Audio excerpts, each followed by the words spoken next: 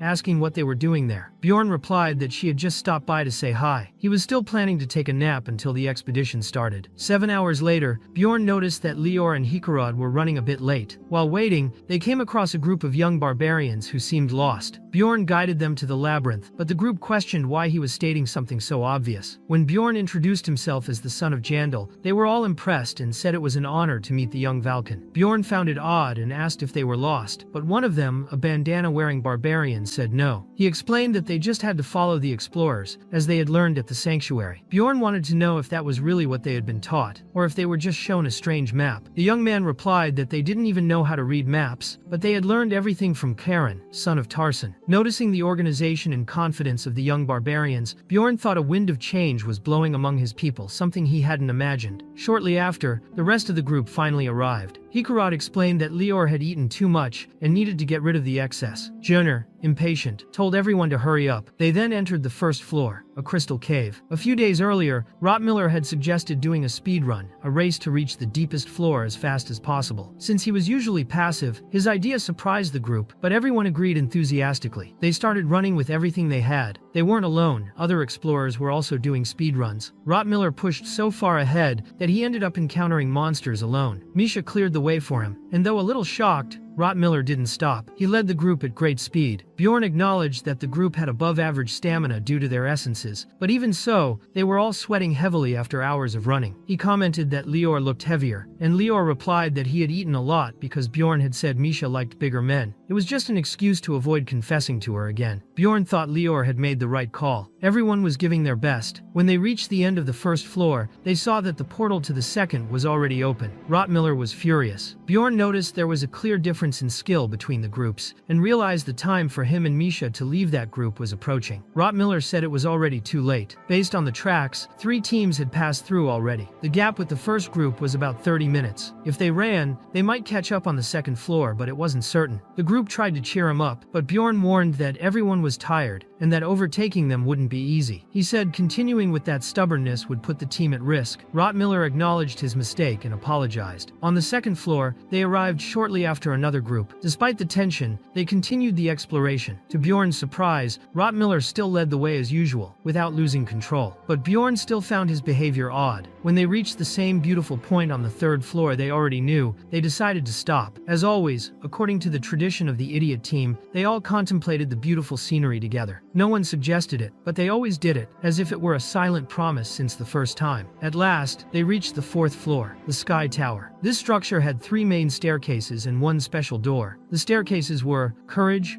Wisdom, and Endurance. The Staircase of Courage allowed one to ascend a floor by defeating all monsters, and then waiting for a 4-hour cooldown. The Staircase of Wisdom required navigating a maze of traps and monsters, but allowed ascending 5 floors instantly, making it the most popular. The Staircase of Endurance was avoided by most, as it involved reliving painful memories, but it offered great rewards such as rare chests, numbered items, or even 6th grade essences. Finally, there was the Door of Destiny, which appeared randomly. On the 19th day of the expedition, early in the morning, Rottmiller announced that he intended to leave the team after that journey. Bjorn asked if it was because of him. Although he found the decision sudden, he wasn't completely surprised. Rottmiller explained that it wasn't Bjorn's fault, but admitted that the area boss was involved. He had made an enticing offer, a position as scout and a spot in a major clan. Even knowing it was a lie, Rottmiller's heart couldn't help but feel excited. That's when he realized it might be time to follow a different path. Bjorn told Rottmiller not to feel so burdened about it, but Rottmiller explained that talented people shine easily. Over the past 8 years, he had been part of many teams and was often left behind when he couldn't keep up. Sometimes he was expelled, other times he left on his own. That's how he had survived as an explorer. But this time was different. He truly cared about everyone there. He wished the journey could last longer, but he knew everything eventually ends. Before Bjorn could say anything, the magical alarm rang, and Rottmiller said it was time for everyone to wake up. Bjorn thought it would be better to finish that conversation once they returned to the city. After completing yet another trial, the group commented on how difficult that monster combination was to deal with. But then they were shocked to see the next options. 3 Staircases of Destiny. Bjorn had heard of this, but didn't expect it to actually happen. Until then, they had never chosen the Staircase of Destiny.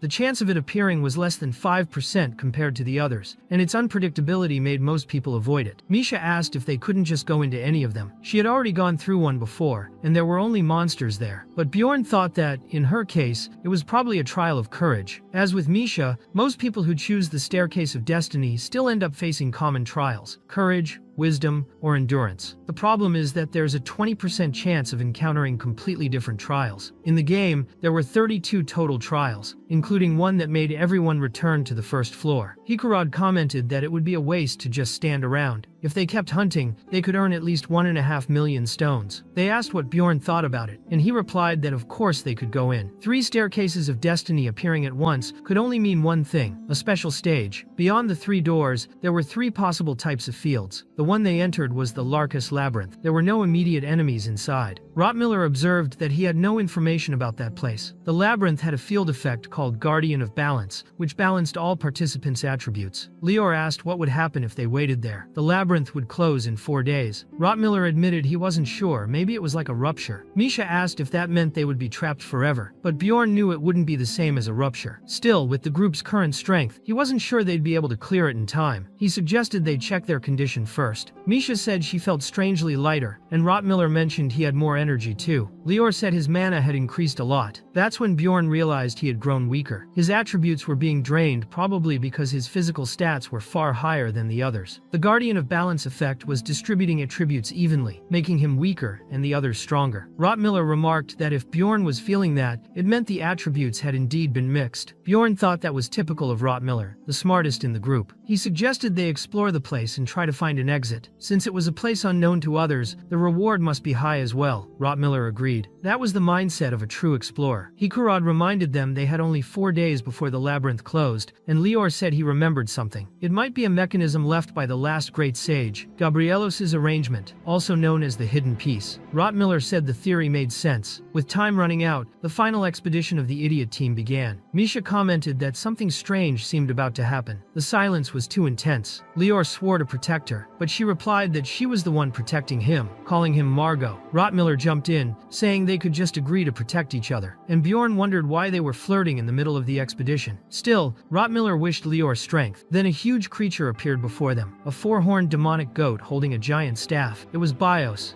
an SE rank creature. Its first strike hit Bjorn's shield, and he immediately realized how much weaker he had become. His once great physical power had been shared with his teammates. In contrast, Lior was incredibly strong. With his enhanced ice spear, he took the creature down in a single blow, killing it instantly. Even he couldn't believe he had done that. In that place, Lior was no longer an idiot. He was a true mage. Bjorn reflected that, at first, he thought it would be impossible to complete that stage. But now, everything had changed. Even his talent as a guide didn't seem to work there, revealing his own arrogance. Rottmiller, on the other hand, had proven extremely useful. With his dagger, he marked the path and managed to draw a map so everyone knew exactly where they were. Bjorn remarked that no matter how many times he saw it, he was always amazed by what Rottmiller could do with a simple piece of paper. But Rottmiller replied it wasn't complicated at all for him. Just walking through the place once was enough to memorize everything. Now that Rottmiller's attributes had increased even more, he began actively participating in battles, just like elite explorers. When new enemies approached, Lior handled them with precision. Even when casting his spell toward the front line, he used orbital adjustment to redirect the attack away from his allies, and hit only the enemies, defeating them all in a single spell. On top of that, he used double casting to dramatically boost his power. Rottmiller said that for the next enemy, he and Karlstein would handle it. Bjorn felt a little ashamed in that moment. After so many months together, he realized he had never truly tried to understand his group. Lior confidently stated that, no matter what showed up, he would handle it. That's when Bjorn realized Lior was no longer unlucky. The Guardian of Balance field naturally favored mages. Since they couldn't absorb essences to boost their attributes, they ended up receiving massive mana increases. Of course, this had its limits, and Lior would need to be careful not to grow arrogant. But looking at the group as a whole, they were now at least twice as strong. It was easy to tell. After all, this was originally a group-based combat game. Instead of one person standing out, the team performed better when each member played their role well. It was strange to think that way, but that was also the reason Bjorn wanted to leave the group. In the end, this would be the first and last time they would truly function as a real team. Around 1 a.m., Bjorn thought that, in just a few more hours, they would finally obtain the item they had been looking for. All that was left was to enter the boss room. With their current strength, the fight shouldn't be a problem. If they had another week, maybe they could even collect everything they needed before leaving. That's when Lior suddenly woke up and asked Bjorn if he remembered what he had said about Misha's preferences. He wanted to confirm if it was true, but after thinking about it, he said it didn't matter. What he really wanted was to be honest. He confessed that he was in love with Misha, and Bjorn asked him to stop with that. But Lior insisted,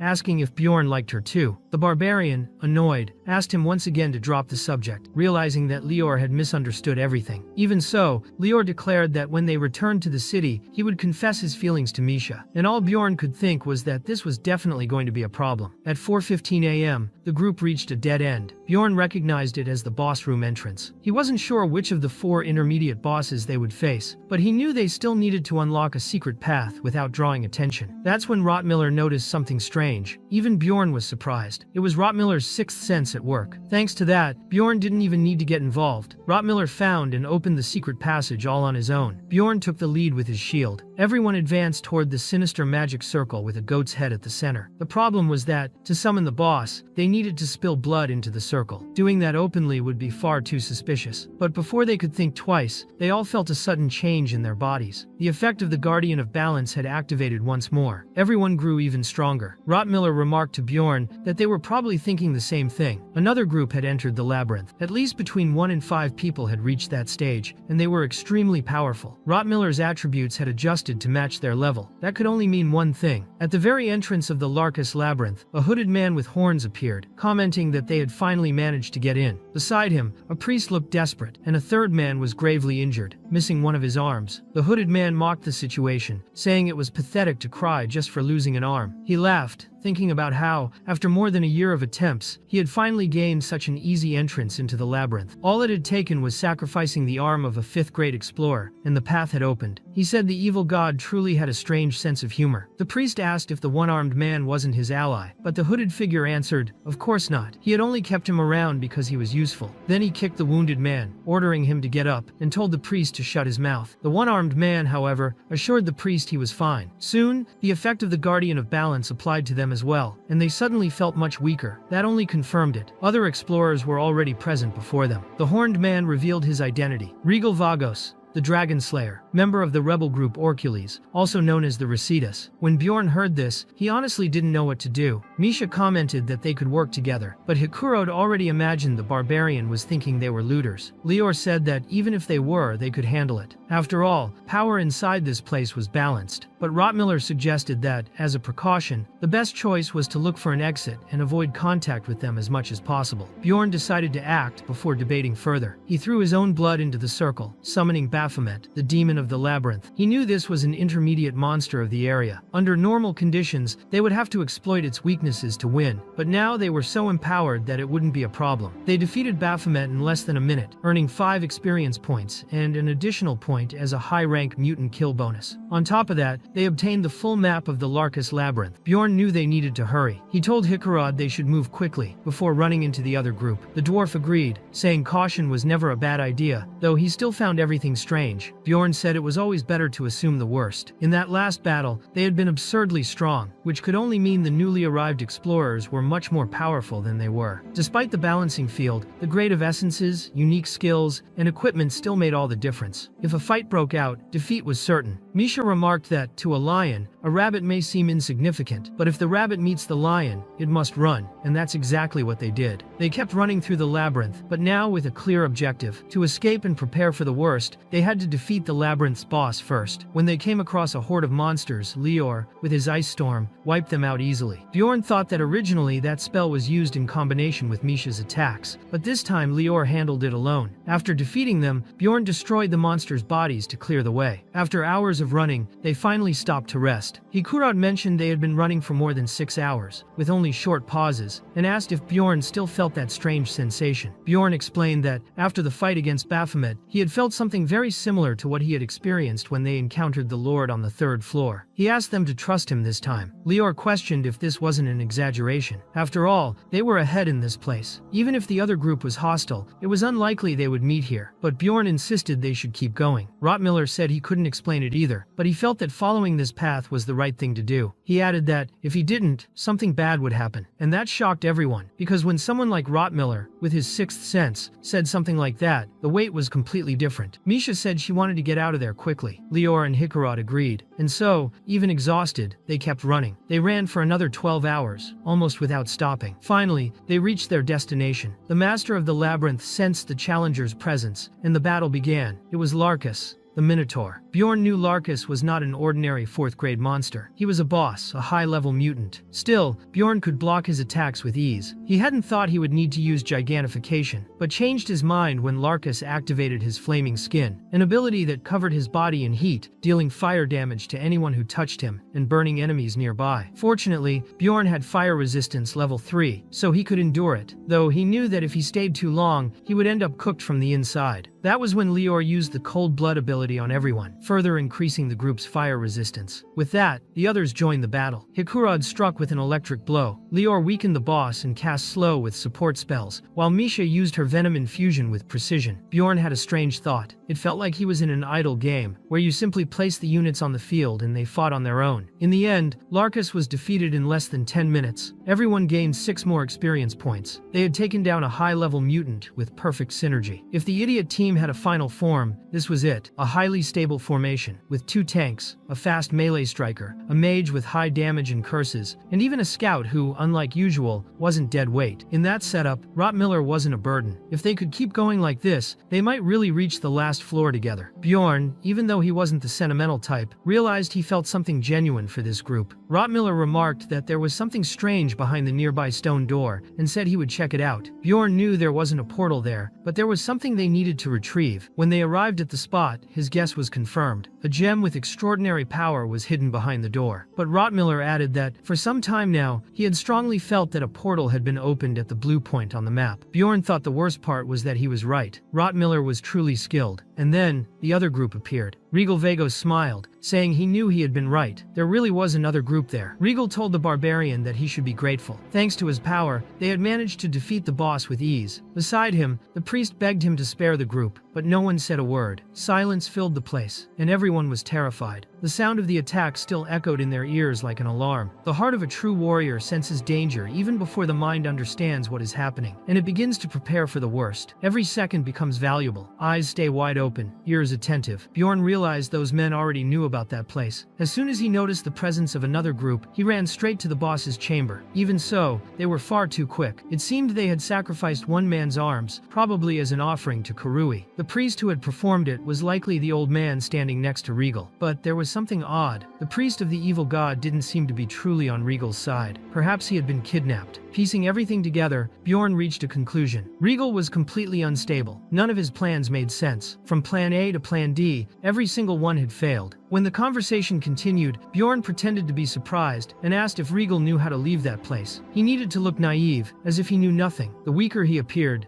the better. But Regal was more prepared than he had expected. He had a powerful item, a fate tracker. Green indicated a positive event, red a negative one, and yellow a mixture of both. This numbered item was incredibly rare. When Bjorn had seen the yellow glow earlier, he realized there was at least a slim chance of killing Regal. From that moment, he knew Regal would never lower his guard again. Regal asked if he recognized the ring. That was when Hikurod remarked that he was wielding a sword made of arc, a stage 6 metal capable of devouring most numbered items. It was one of the highest grade materials in that world. Bjorn then understood that the enemy before him was at least an explorer of the 8th floor. He had at least 8 essences, all rank 5 or higher. Given that, Regal demanded Bjorn hand over everything he possessed if he wanted to leave alive. Bjorn knew the conversation was going nowhere, so he revealed a large magic crystal. Regal said that if he handed it over, he would let the group live. Misha suggested giving it up, since they didn't even know exactly what it was for. Hikurod agreed, saying it wasn't worth fighting at that moment. But Bjorn trusted none of it. Without warning, he suddenly declared that he was hungry and swallowed the crystal whole. The action was unexpected. The moment he did it, Regal attacked instantly. Even raising his shield to defend, the arc blade pierced right through the material. However, Regal noticed something important. If he pierced Bjorn's body, he would end up shattering the crystal inside him. That was Plan E, the emergency plan, replacing all the previous ones. Bjorn thought that if he had hesitated with the sword, his stomach would have been torn apart and the crystal lost. Ron was incredulous. He said Bjorn was utterly insane and asked what he wanted out of all this.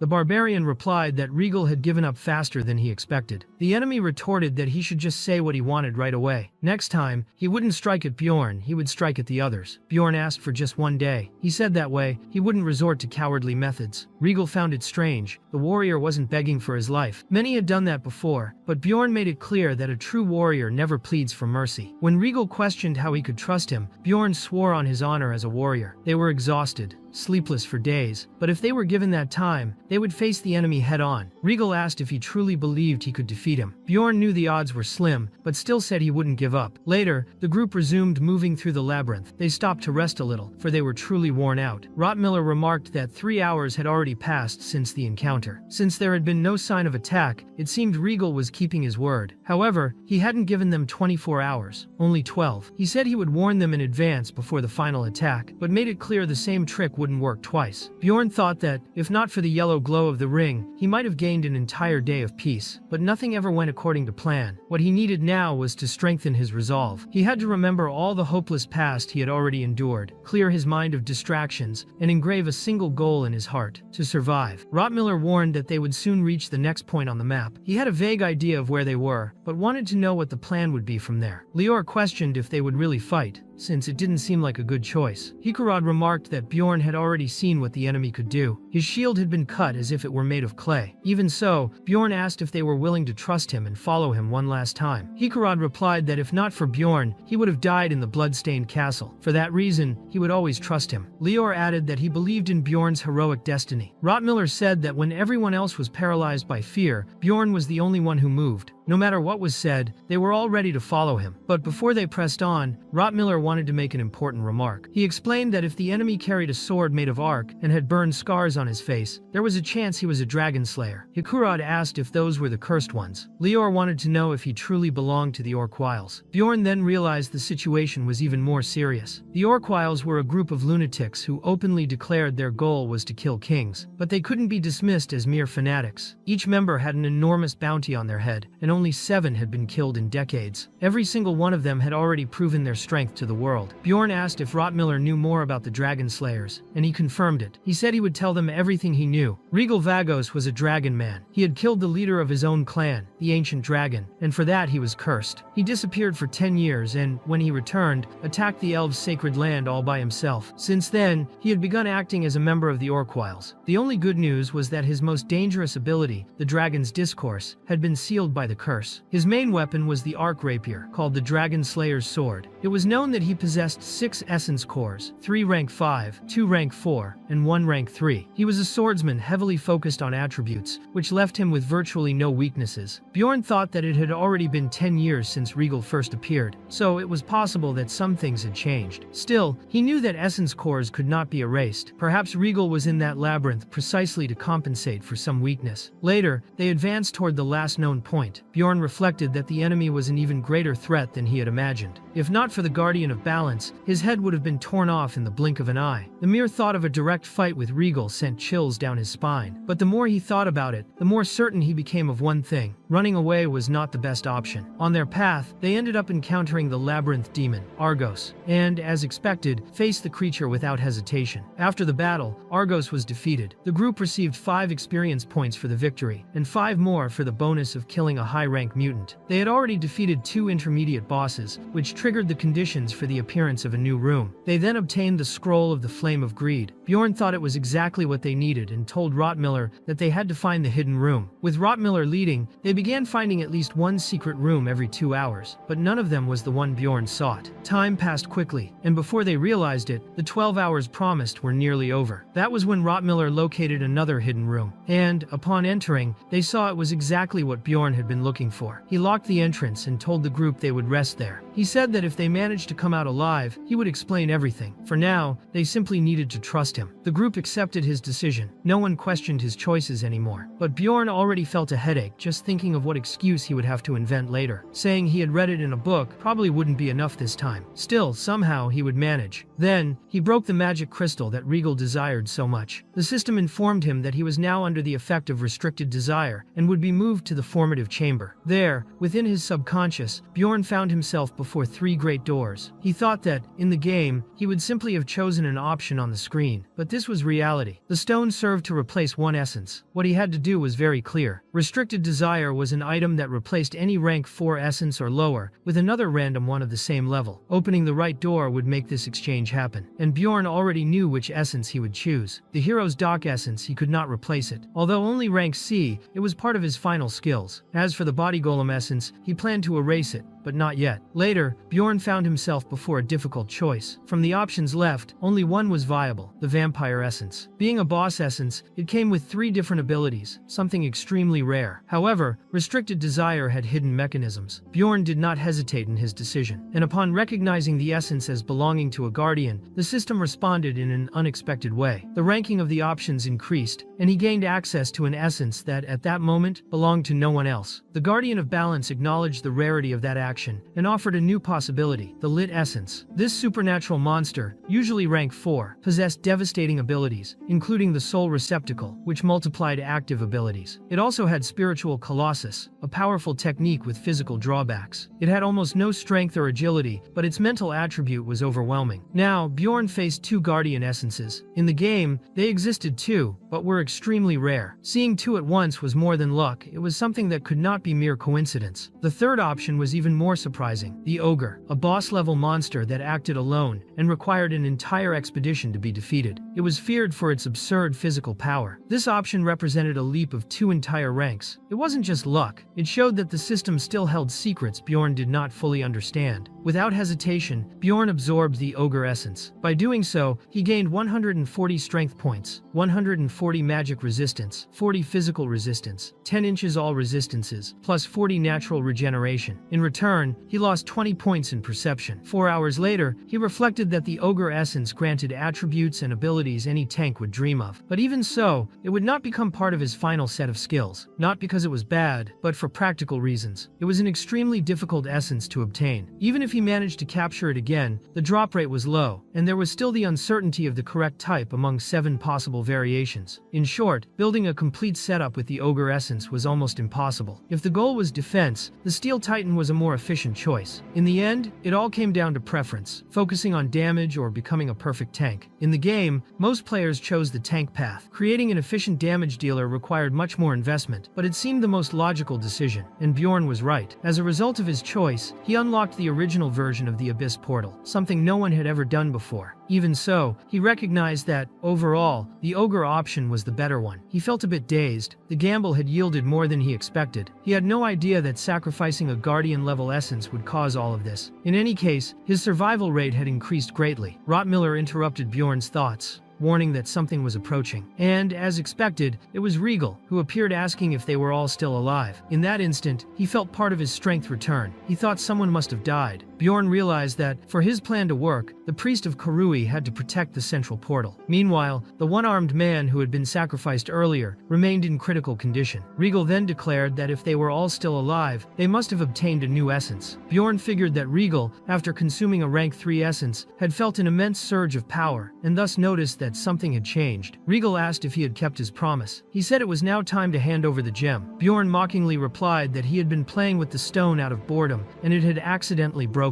He apologized, as if it were nothing but a trivial accident. Regal made it clear he had never intended to keep any promise. The very next moment, he lunged into the attack. Bjorn was forced to dodge. Regal's sword changed direction even before striking, but Bjorn had already practiced this type of movement. At that moment, Lior took advantage of the opening and unleashed a storm of ice. Regal, however, countered with a powerful ability, Furnace, inherited from the rank 4 lava giant. With it, he gained immunity to both fire and ice. Bjorn thought he would only use that card against minotaurs, but now there was no choice. He activated the Flame of Greed, a skill that detected fire powers. It temporarily sealed Regal's lava giant essence, rendering it useless for 48 hours. With that, Regal was hit squarely by the ice storm. Bjorn hadn't expected the plan to work so well. But then Regal used a new ability called Shadow Vein, which hadn't been listed in the essence report Rottmiller had given him. That meant one of the unknown threats had just been revealed. He nearly had his neck cut again. Regal was ready to finish the barbarian. However, Bjorn blocked the strike with his own arm. Regal's sword was unable to cut him. Bjorn knew he hadn't wanted to reveal that so soon, but now he had no choice. That was Iron Skin, a passive ability from the rank 3 Ogre Essence. It doubled the user's physical resistance, and when activated against slashing attacks, doubled the effect again. Bjorn thought that since this ability had been revealed, he might as well use the next one. It was his first offensive skill. He activated Weapon Swing, which drastically boosted the destructive power of his club. The strike was so strong it hit Regal with enough force to probably break his arm. Even so, the group couldn't allow him time to recover. Taking the opportunity, Lior cast Curse of Decay on Regal's body, but even weakened, the enemy retaliated and slashed Bjorn's shoulder with his advanced acceleration. Bjorn was shocked to realize Regal was still fast, even under the curse's effects. The attacks continued with frightening speed. One strike pierced Bjorn's arm, but that created a crucial opening for Misha. However, Hikurad also moved into action. Using his lightning technique, he released a powerful electric discharge, forcing Regal to dodge. Even then, Regal mocked the group, saying that a bunch of insects made no difference, and activated Mark of Fear, a skill that induced extreme panic in enemies enemies and converted that fear into physical strength. Hikura didn't stand still. He used his arm guard to shove Regal back and prevent the attack. Bjorn knew from the start that the Guardian of Balance didn't nullify debuffs, it preserved them. His shield was already battered, useless against a long arc sword. So he decided to rely solely on his iron skin and his club. With Savage Impulse activated, he charged straight at the enemy. Regal, in turn, declared that no one there would leave alive and summoned the Sacred Blade. Bjorn and Misha managed to dodge the initial strike, but Regal tried to use the gap to hit Misha from behind. At that moment, he was intercepted by Rottmiller's arrows, and the battle dragged on for quite some time. The only good news was that Regal apparently had only one regeneration essence or some numbered item. He no longer had the vampire essence, so he couldn't heal himself. Even so, Rottmiller noticed he was using potions, likely drawn from a magical subspace. Bjorn fought like in his early days as a barbarian. Regal, surprised, questioned how someone could endure so much pain, but Bjorn knew it was time to end the fight. After 30 minutes of intense combat, he had already seen all of Regal's hidden cards, and then he saw the perfect opening. At the moment of the strike, Regal's ring turned red, confirming the plan was working. Bjorn activated Gigantification along with Savage Impulse to increase the reach of his grab. He finally managed to seize him and delivered a brutal blow with his club to the top of the enemy's head. But at the last moment, Regal, the Dragon Slayer, activated an unknown ability called Do Not Awaken, which drastically drained Bjorn's soul energy. In that instant, all his abilities were deactivated. Bjorn couldn't understand what had just happened, but soon realized the truth. It was the secret ability of all Draconids, Soul Silence, also known as the Dragon's Discourse. This caused everyone to lose their strength at the same time. The Guardian of Balance worked by equalizing the sum of base attributes, but in a fight of one against many, Regal ended up benefiting. Bjorn had even sealed his own rank 4 essences. Not even the arc sword was cutting as before. That was because Regal had been saving his finishing move for the right moment. Even an 8th floor explorer like Regal should have fallen there. But now, Bjorn was in despair. The system informed him that he had entered soul exhaustion, and all his attributes, as well as those of the entire group, were reduced by 70%. Bjorn forgot that despair can strike anyone, at any time. He had been a frail child, always sick, with a rare condition. He had already lost someone dear in a sudden accident, and had seen his foster home burn in flames. His mother, who had promised to stay with him, vanished without a trace. All of it could happen suddenly, without warning, just like now. The plan had failed, and Bjorn knew he would soon pay the price. Regal had to put away his sword, saying he couldn't wield it for much longer, and remarked to Bjorn that he had no idea how much time had passed there. Then, he drove a direct kick into Bjorn's stomach. Soon after, it was Misha's turn to fall. Not even Rottmiller's arrows had any effect anymore. The difference in power was now overwhelming. Even so, Bjorn's mind kept working, piecing clues together. He realized Regal wasn't in perfect condition either. He could no longer wield Ark's sword, and though he still had healing potions in his subspace, he didn't seem able to endure the pain for much longer. Still, his state was far better than Bjorn's group, who were completely exhausted. That was when Bjorn remembered something important. Mages do not use soul energy. This meant Lior was still in full condition. Gathering all his strength, he hurled his ice spear at the enemy. But before that, the priest in the group also recalled something. The man's name was Heder Ludwig, a highly respected high priest of the Church of Leetless. He had been forced to become a servant of an evil god because of the Dragon Slayer. Since entering the labyrinth of Larkus, Heder had wished that no one would be harmed, but, unfortunately, Bjorn's group was there. At that moment, the priest recalled the scene he most regretted in his entire life. If he hadn't given in to evil on the day his grandson was captured by Regal, perhaps many lives wouldn't have been lost to despair. Perhaps, too, that man would never have come this far. Heder couldn't do anything about it. Even if he could go back in time, he knew he would make the same choice. The evil god accused him of hypocrisy, saying all the despair caused was his fault and that the suffering would never be forgiven. Meanwhile, Lior did everything he could to protect Misha. It was then that he noticed something strange. Everyone was weakened except him. He quickly concluded he had to act urgently to ensure both their survival. So, he cast his ice spear. Regal, however, declared that the mage would be the first to die. When he tried to break through the front line to strike him, Lior remembered a past conversation in the orphanage with a veteran barbarian who was an explorer. Back then, the man had told him that if he was truly grateful, he should never become an explorer. As a child, Lior promised he never would. The sound of Bjorn's voice brought him back to reality, ordering him to fire the spell immediately. The new ice spear was deflected by by Regal, who didn't expect it to change direction, grazing him. Bjorn then asked about Misha's condition, and Rottmiller replied that she had some broken ribs, but had already taken a potion and regained consciousness. Determined, Lior promised to protect her this time. He remembered another conversation with the same barbarian at the orphanage, when he had asked if he would ever grow strong enough to protect precious people. The veteran had told him not to worry, for surely he would become someone great. During the battle, Bjorn was pierced by Regal, but he used his active recovery skill. Still, he couldn't stop him from advancing against the rear. Hikarad tried to hold him back, but was easily knocked down. Rottmiller, even as Regal's sword ran through him, managed to store the weapon inside his subspace, leaving the enemy unarmed. Regal was then forced to dodge yet another ice spell cast by Lior. Misha, now recovered, stood up and tried to attack again, but was knocked down once more. Bjorn also stood, reassuming his position on the front line. Hikarad, watching, asked if Bjorn was really betting everything on that situation. To him, aside from some curses, that mage only gave chills and wasn't worth defending. Hikarad's words reminded Lior of what his old master had told him. He was a self-proclaimed mage, not even recognized by his own group. Regal, the Dragon Slayer, mocked the situation, saying the mage had already given up and that the barbarian, more than anyone, knew everything was lost. But Lior thought differently. He felt his entire life, the 25 years he had lived so far, had been built so he could meet that group. He couldn't give up. His companions were still fighting. He recalled yet another conversation with his master, when the old mage told him he was shining and asked if he cared so much for his comrades. Lior replied that yes, he did, but that he was also beginning to enjoy magic. On that day, he asked for a tip on killing a troll. His master gave him an answer but warned him never to use it, only to keep it in mind. Now, on the battlefield, Lior used everything at once: thought acceleration, mana amplification, heart stimulation, cognitive expansion, sensory enhancement, neural precognition, mana concentration, and blood resonance. While Bjorn held Regal at the front line,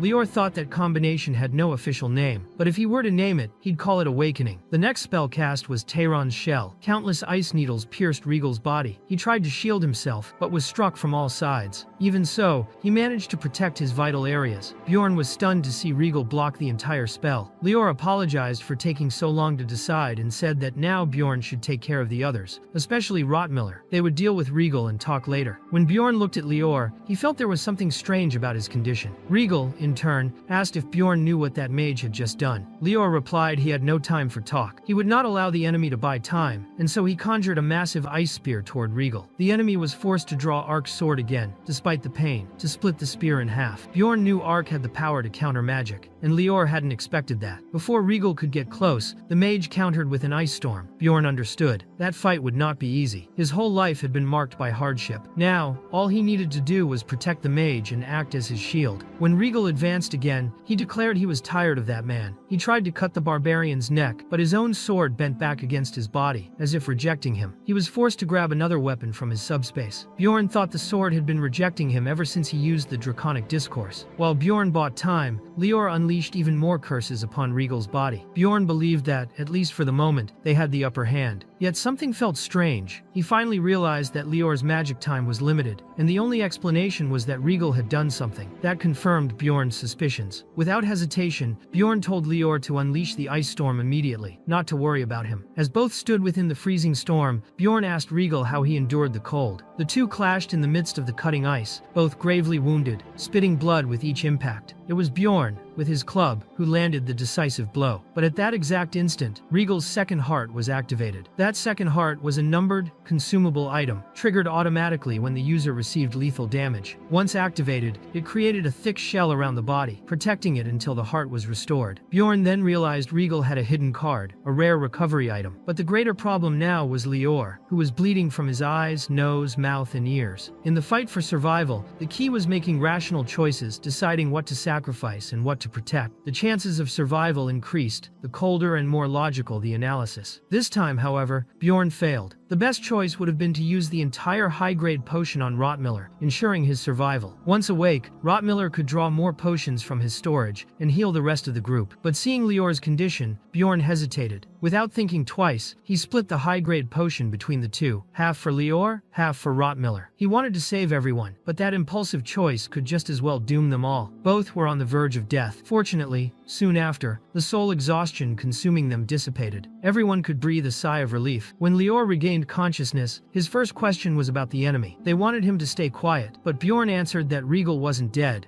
though they had managed to overcome that stage. The rest would come later. Misha begged him to hold on a little longer. Hikurad said that once Rottmiller woke, they would use another potion. Yet Lior explained his state wasn't something a simple potion could cure. He felt it was time to give his last message. Bjorn gripped his hand tightly, promising to pass his words to Rottmiller. Then Lior said he wanted to share something with them both. He spoke of his mother, who loved the sea even though she had never seen it. She admired the vast unknown and dreamed of witnessing it just once in her life. As a child, Lior hadn't understood that desire, but as he grew, he finally did. The sea could not be possessed by anyone, and perhaps that was precisely why people longed for it so much. There were things in the world like that, things that shone brightly, precisely because they could not be understood or owned. For Lior, those things were his group, his cherished companions. He thanked them for everything they had lived together. As Bjorn and Misha wept, Bjorn told him that Lior had been a mage and comrade greater than any other, that he had made the noblest choice of all, and that he was honored to have fought by his side. Hearing this, Lior felt overwhelmed yet relieved. A warrior like Bjorn, a living legend, had said he was honored to fight alongside him. He, who barely considered himself a true mage, was now part of someone's story. He had no regrets. This was how it should feel. But then, why was he so frustrated, so angry, so useless? Perhaps that was death, a process that erased everything from a person, preventing them from witnessing the next chapters of others' stories. And that was sad. Bjorn asked if Lior wanted to say anything more, if he wanted to let go. Misha, desperate, begged him not to die. Lior looked at Bjorn and said he was slow to understand certain things, asking him not to ignore them anymore. At that moment, Regal's second heart shell began to stir again. Exhausted, Lior asked if they could really win. Bjorn assured him they would. He would get them all out alive. Thus, Lior, the mage of that group, died a heroic death after protecting those he loved most. Inside the shell, Regal could still hear everything. Even with eyes closed and ears sealed, it was impossible not to sense the despair in those voices. At first, it all seemed like torture, futile resistance that only brought pain. But over time, Regal wondered, why didn't they give up? The outcome seemed inevitable. It was false hope. Yet they carried on, and that made him think. In the end, he had to use the second heart. By luck, Bjorn's strike had not been to his head, or he would have died instantly. He recalled a woman once telling him that he only acted when he clearly saw the necessity, even if victory was required. And now, he saw himself in the same situation. He hadn't been determined enough in that fight. Meanwhile, Bjorn thought there was no paradise for those who fled, but neither was there paradise for those who kept fighting. Nothing had changed. He needed to kill Regal there, while he still had the aid of the Guardian of Balance. If they didn't finish it now, they would die to him in the future. Bjorn ordered Hikurad to prepare for battle, while Regal challenged him directly. He was already wielding Ark's sword, determined to end everything. Hikurad, still emotionally shaken, was driven by rage, but Bjorn warned him to stay calm and take the shield. He said that if they continued like this, he would die just as Lior had. Heeding the order, Hikurad used emergency restoration on Bjorn's shield, giving him some extra protection. Misha was already on her feet, and Rottmiller was struggling to recover despite great difficulty. It was now or never. They had to end that battle. Everyone gave their all. It was brutal, one of the wildest fights they had ever faced. Bjorn grabbed Regal's neck and unleashed his flesh explosion technique. But the enemy before them was no ordinary foe. He was the Dragon Slayer, someone with a history of defeating legendary creatures. His next strike hit Bjorn, but was intercepted by Hikurad, whose hand was severed by Ark's blade. Even wounded, Hikurad's effort gave Misha the opening she needed to strike Regal, and her blow created the chance for Bjorn to finish the enemy. It was the climax. With only 20% of his life left, Bjorn activated the hero's path, strengthening all his attributes. Even so, Regal remained standing, convinced that victory would still be his. At the decisive moment, he tried to use the sacred blade to kill Bjorn once and for all, but he was interrupted by Heder, who appeared, declaring that the answer to everything was simple: courage. Heder had been moved by the courage of that group. Even as a man who had lost his own courage, he found light upon witnessing theirs. For that reason, he chose to fight. He called upon Leetless, and even under the dominion of the evil god, he offered his body as a sacrifice. The god mocked him, saying not even Heder's grandson would be saved. But Heder replied that it did not matter. He had learned from Lior that anyone could be noble, at any time, if they so willed. Regal, trying to maintain control, used soul absorption to order Heder to heal him. But Heder rejected the command, and as a consequence, he lost both his arms, surrendering them to the evil god. Even so, he begged for strength to kill Regal. The god answered that it was impossible. Bjorn, hearing that voice, suspected it was Karui himself. Heder, nearly powerless, asked at least for energy to protect the others. But Karui refused. Instead, he took even more of Hetter's body. Yet this also began to affect Regal, who was tied to that power. Hetter murmured that he should have done it from the start, and then Regal was dragged into Karui's power. In his final moments, Regal desperately tried to cling to Ark's sword, but Bjorn would not allow it. Even with the weapon's backlash ravaging his body, Bjorn seized it for himself. Regal, about to vanish, said that one day they would meet again, and Bjorn replied that yes, he would survive each day until he grew strong enough never to rely on luck again, and when that day came, he would face him once more. Regal, already accepting his fate, declared that he too would seek vengeance. After all, he was not the only one who had lost something that day. When the battle ended, the entire group was healed by a divine power. Bjorn realized it was the first time he had felt such healing. While still conscious, no pain, only comforting warmth and steady restoration. The one responsible was Hetter, still healing them all despite his body being utterly destroyed. It was surreal. Bjorn wondered what that old man thought, sacrificing himself for complete strangers. He stepped closer, wanting to hear his words. At that moment, Eater Leetless, his goddess, spoke. Bjorn promised he would carry the message to the church, but asked why Heater had given his life for them. Why had he stepped forward? Hetter replied it was because of a mage. That was enough. Bjorn sincerely thanked him for entrusting that answer. They had survived. Misha, Hikurad, Rottmiller, all were still alive. Yet Bjorn had not kept his promise. He had said with confidence that he would ensure everyone's survival. But in the end, it was Lior who had protected them. It was his legacy that saved them. Rottmiller, who had not witnessed Lior's last moments, bore his grief in silence, feeling his soul grow heavy. Afterward, they performed the final cleansing and carried Lior's body with them, leaving that cursed place. Bjorn remarked that Regal had planned to escape using the priest, but would have been captured either way. Hikurad agreed, saying fleeing that place would never have been easy. When they finally left the labyrinth of Larkus and reached the 4th floor of the Sky Tower, they were safe. There, they waited for the labyrinth to close. Misha asked if there was any way to bring Lior back to the city. Unfortunately, Bjorn explained no. Bodies within the labyrinth were treated as objects. Without distortion, magic, it was impossible to carry them out. There was only one exception, the heart of a barbarian, a special item that could be taken to the city. The magic tower had already noticed this, and would likely begin studying it as a magical material. The reality was harsh. Someone who had given his life for the group could not even have a proper funeral. Reflecting on what could be done, Bjorn read the letter Hetter had left behind. Written in small, cramped letters, it told his story, and that of his grandson, who had been kidnapped and taken to the underground city of Nor. Then Bjorn understood. That was what was hidden beneath the sewers. He had uncovered a disturbing connection. Nork and Orculos were working together. That was why the looter had stopped him from descending earlier. Now he knew there was a portal to the underground, something he had never encountered in the game. One piece of information after another surfaced, and all of it was completely new to him. Both organizations, Orculos and Nork, were tied to the god Karui, the evil god. Bjorn knew he had to investigate carefully. It was time to prepare, to rid himself of unnecessary thoughts and distractions. Then he lay down to rest. For that moment, it was the safest place in the world. But when they returned, there would be much to do. Even so, something remained unsettling. None of them could truly sleep,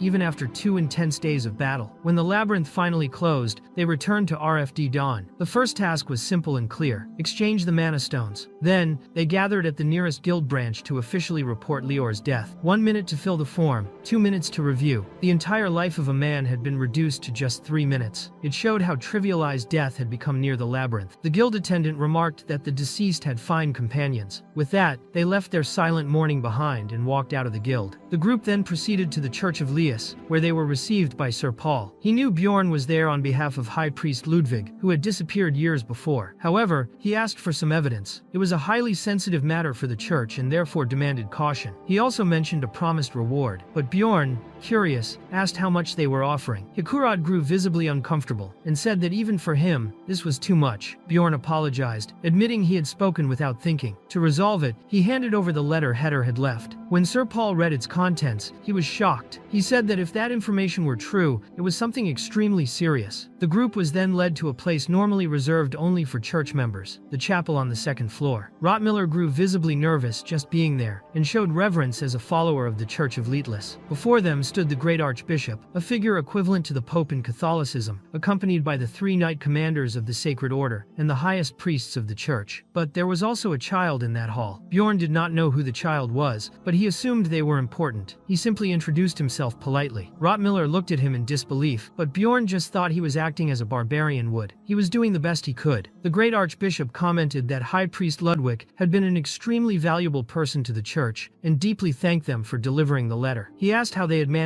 to obtain it. That was when Bjorn explained the entire story, from the events in the Labyrinth of Larkus to Hitter's final moment. He also handed over what was left of Ludwig's keepsake. The Archbishop said that, although it was not exactly what they had been seeking, it could still bring some comfort. Bjorn, in turn, thought that of course it wouldn't be a relic. If there had been anything valuable with the old priest, the damned dragon slayer would surely have taken it already. Priest Greyhard then began the bureaucratic process. The official reward would be 70 million. The entire group was shocked by the amount. Even Bjorn, despite being a barbarian, thought that maybe it was time to start praying to Lias. But that was not the most important matter. He wanted to know what they would do from now on. Would they plan to avenge the High Priest? Now, everyone was involved in this story. The Great Archbishop answered that he could not give an immediate response. At that moment, the child radiated a strong divine energy. They told Bjorn not to worry. The bishops recognized it as a divine revelation, a prophecy. Bjorn then realized the child was a saint. As a symbol of the prophecy, he received a relic, a ring capable of blocking up to 3 times the cursed fates. Bjorn asked if it would work against the dragon slayer, and the saint confirmed it. He said the goddess herself declared that the ring would only prevent fates tied to that enemy. When the 3 strands of the ring broke, Bjorn would need to be ready to face his destiny. He was in disbelief. It was not as if he were a hero sent to defeat a demon king and save the world. His companions were confused as well. They asked if he really had been born to be a hero. Even Rottmiller questioned how a barbarian could have been chosen by the goddess of humans. Bjorn thought that he himself had many questions. Soon after, the saint fell asleep, perhaps due to the effort required to release that prophecy. The meeting ended, and later, in the reception room, Sir Paul admitted that he also had no idea what had just happened. Bjorn asked if such prophecies were not usually directed at his own race. Paul confirmed they were. He said it was only the 3rd time in the history of the Church of Lias that such a prophecy had occurred. Bjorn wanted to know what had happened to the other 2 barbarians. Paul explained that, according to records, they had been branded heretics and exiled from their tribes. Then Bjorn understood why the Archbishop had requested absolute silence. For barbarians, the core of their strength was spiritual recording. Revelations like that could change everything or destroy everything. Perhaps Bjorn would indeed be expelled from his tribe. That might be the day he lost everything, the moment he became an outcast, a barbarian rejected by his own people. His character would be seen as trash. But Sir Paul assured him that, at least on the church's side, there would be no problem. The information would not leak. The group also promised to keep the secret. Bjorn trusted Misha and Rottmiller, but when it came to Hikurad, his doubts were greater. Even so, the dwarf declared that from that moment on, he would stop drinking. Bjorn thought they never should have come together in the first place. On the other hand, perhaps it was a relief. Not having to meet Hikurad again so soon would be great. But the true problem was the ring. No one knew how long it would take for all the strands to break. Bjorn decided to prepare as if it would happen soon. He set a mental deadline, between 6 months and a year, but Misha interrupted, revealing that one part of the ring had already broken. The condition of the star's blessing had been fulfilled. That meant the time was even shorter than he had imagined. Meanwhile, on the walls of the underground fortress of Noark, Regal Vagos lay collapsed on the ground, badly wounded. Amelia, upon seeing him, asked why he was there instead of at the plaza. She thought he had sacrificed that old man and the explorer, but was surprised by his condition. Regal's right arm was burned, his left shoulder dislocated, and he was bleeding all over his body. To Amelia, he was the most despicable member of the Orculos, and perhaps the only one she truly wished dead. Even so, she hesitated. She questioned herself whether she should help him. Regal mentioned the contract, and Amelia answered sarcastically, asking if even the little puppies knew of its existence. Long ago, she had made a pact with the Lord of Noark. She could not kill anyone within the underground city. The contract was engraved on her body, impossible to break. But according to her, not saving and not killing were very different things. She took Regal's ring and promised to keep it safe. She wanted to see him die, and for that reason decided to stay there. However, a patrol approached, and she was forced to retreat. She told herself that the Dragon Slayer was really very lucky. She knew he would remember everything and tell the Lord, so she made a decision. She shoved a blessing of Latosa into his mouth, a drug that erased all memories of the last week. Amelia knew he would now believe that everything that had happened took place inside the labyrinth. The drug was valuable, but the effect was worth it. Even so, she still wondered who, after all, had left Regal in that state. Meanwhile, Bjorn tried not to panic. The most important thing now was knowing when the last strand of the ring would break. At that moment, Erwin appeared to visit him. She only wanted to talk, to have a simple chat. but Bjorn, exhausted, asked to leave the conversation for another day. She left hurt. The next morning, everyone was summoned to the Explorers Guild of District 7. Early on, they received unexpected news. They had been named heirs of Lior. He had once said that he would donate everything to the orphanage where he had been raised. However, his will had been updated. Everything had been prepared for the worst. Lior, that brilliant man full of hope, had foreseen his own end. Along with other possessions, the group also inherited Lior's old house. When they left the guild, they looked like soldiers returning from a lost war. Later, they went to collect the payment from the Church of Leetless, but Bjorn stayed behind. He had a specific matter to address. He placed the arc sword on the table and asked if they knew what it was. Sir Paul confirmed. It was the Dragon Slayer's sword. Bjorn remarked that he wasn't surprised. It rejected him whenever he tried to wield it. He wanted to know if it was because of some curse and asked Paul to remove it, but the priest explained that it wasn't exactly an ordinary curse. The true name of the sword was Dragon's Blade. Since ancient times, only the draconic people could wield it. It was a legacy of the primordial dragons. It only came to be called Dragon Slayer after Regal killed a primordial dragon and stole it. However, that act had consequences. Paul explained that slayers could not wield the sword properly because of the curse of the dragon itself, cast at the moment of its death. That was why Regal had become an imperfect draconian. His scales, essential to his race, had been burned away. Even his heart was transformed, becoming more like that of a human. He had betrayed the entire draconic race just to obtain the sword, and in the end, he never managed to fully master it. Bjorn then understood that the cursed one was not the sword, but Regal himself. When he asked what should be done with the weapon, Paul suggested returning it to the draconic people. He said that, by doing so, Bjorn would receive a great reward. Bjorn thanked him for the advice. Paul replied that there was no need to thank him. After all, Bjorn was now a benefactor of the order, and he added that, if he ever needed help again, he only had to return. With the matter settled, Bjorn went straight to the tavern, where his companions were waiting. Everyone was drowned in a funeral-like atmosphere, consumed by grief. Bjorn, like the others, silently mourned the death of Lior. He drank a few cups in silence, honoring his friend's memory. Afterward, he walked Misha home. When they arrived, he finally gathered the courage to ask if, by chance, she liked him as a man. That question arose because he still remembered Lior's last words, when he had called him slow for not noticing what was right in front of him, and advised him not to ignore it anymore. Misha confirmed that yes, she did like him, and asked if he had always known. Meanwhile, elsewhere, Erwin felt that something was wrong. Wittenberg asked her if she had done anything wrong to her the night before, and Erwin denied it, though visibly shaken. Wittenberg then said she could investigate it for her, asking only that she remain calm. Back to Bjorn and Misha's conversation, he admitted to himself that he had never been sure of her feelings. He used that uncertainty as an excuse to avoid dealing with the situation. Deep down, he knew that Misha had never directly confessed, and maybe, if she had, he would have felt obliged to make a clear decision. Now, however, she had asked what he thought of all that. Bjorn knew his answer was already decided. He remembered what Lior had said about being a coward, waiting for others to reveal the truth without showing who you truly are. So he admitted that he only saw Misha as a very precious friend. Misha, visibly hurt, asked if it was because she wasn't good enough. Bjorn denied it, saying that wasn't the reason. He explained that it was the same with everyone, because no one knew when they might die. He himself had gone through the coming-of-age ceremony less than a year ago, and since then, he had lived with that constant thought. Misha then said that survival was the most important thing, wasn't it? And he replied that when emotions are involved, it's hard to make logical decisions. That was why he preferred that she see him only as a friend. But Misha refused. She asked why she should do that. She said she hadn't even planned to confess her feelings that day and began lightly hitting him, over and over, until nightfall. In the end, she said she was already happy with what they had, and asked him not to say such things again, that he didn't need to take that away from her. And, just to tease, she said she wouldn't cook for him the next day. The next morning, however, she showed up with a huge pot of stew. Bjorn, surprised, wondered if it was some kind of revenge. Was it poisoned? Misha simply told him to eat it all. Knowing he had been harsh with her the night before, Bjorn obeyed and ate it all without even breathing. Then he commented that it was great and asked what they would do now. Misha answered that they didn't need to bring the subject up again, that he shouldn't overthink it. She said he should just keep doing his barbarian's work without dwelling on feelings. She claimed she was simply doing what she wanted. Bjorn knew she must have reflected on it alone during the night and come to that conclusion. He acknowledged that Misha was more mature than him. Soon after, the two went out to meet Rottmiller and Hickarod. They went to the Central Administrative Agency because Hikurad had decided to buy the house Lior had left behind. When they arrived, they learned that the value of the house was 24 million stones. Considering the auction prices, they decided that each of the three would contribute 5 million stones to help with the purchase. Hikurad then said that now they would go out drinking, and revealed the true reason for buying the house. He was going to stop being an explorer. His new plan was to become a blacksmith and open a forge. He had used the labyrinth as a way to escape reality, since he felt he had no talent, but now he no longer wanted to live regretting his decisions. That change was, in a way, also a way of honoring Lior. Besides, he had been motivated by his friends. Rotmiller then told Hikurad not to feel so bad, because he too was thinking of leaving the group after that last expedition. He felt he wasn't good enough to continue down that path. Hikurad replied that he believed Rotmiller could achieve any goal he set for himself, because he was a very determined man. Bjorn commented that he and Misha would form a new group and reach even greater heights. Hikurad had already imagined they would say that, and teased that Misha would struggle to keep up, but she replied that it would end up being a kind of karma. They all toasted together to health, to achievements, and to the graduation of the Outcasts group. By the end of the night, Hikurad was already unconscious from drinking too much. Misha was the next to pass out, and Bjorn thought that even their last night of drinking had been very typical of the group, very much their style. A little later, Rotmiller approached Bjorn and said he had an important question. He wanted to know if, by any chance, he was an evil spirit. Bjorn was offended and replied that Rotmiller must have a good reason to insult him like that. But Rotmiller explained that he only asked because he knew his friend too well. He said that Bjorn wasn't the type to care about honor or oaths, and that he was patient enough not to be ruled by his own emotions. Bjorn said he felt bad being accused that way, especially by a friend, but Rotmiller simply concluded by saying that Bjorn was someone very special, a barbarian who read books, who was not guided by impulses, who placed benefit above honor, who knew things a first-year explorer should not know, and, on top of that, who had received a divine revelation. Rotmiller admitted he would never have believed it if he hadn't seen it with his own eyes. But it was precisely because of this that Rotmiller thought Bjorn was not an evil spirit. In all the books he had read, evil spirits were depicted as entities that viewed the people of this world as mere puppets. But Bjorn was not like that. He cared about others, felt pain, carried guilt and hesitation. And, remembering this, Bjorn also thought it was true. Zensia had been exactly that way, the opposite of him. Rotmiller remarked that, beyond everything, the goddess of the stars had given him a prophecy. Faced with that, there was no way to doubt. He was not an evil spirit. Rotmiller admitted he had been too narrow-minded and had judged him through the eyes of a criminal. But now he realized he had been wrong. Even so, Bjorn thought that, deep down, Rotmiller was right about some things. He really was an incredible guy. Rotmiller commented that there were people more loved by the gods than others, and history called such people heroes. Bjorn disagreed, thinking that was an exaggeration, but Rotmiller insisted, saying he did believe he was a hero. He also wanted to give him a warning and a piece of advice. As wise as Bjorn was, he was still inexperienced in this kind of situation. He needed to hide,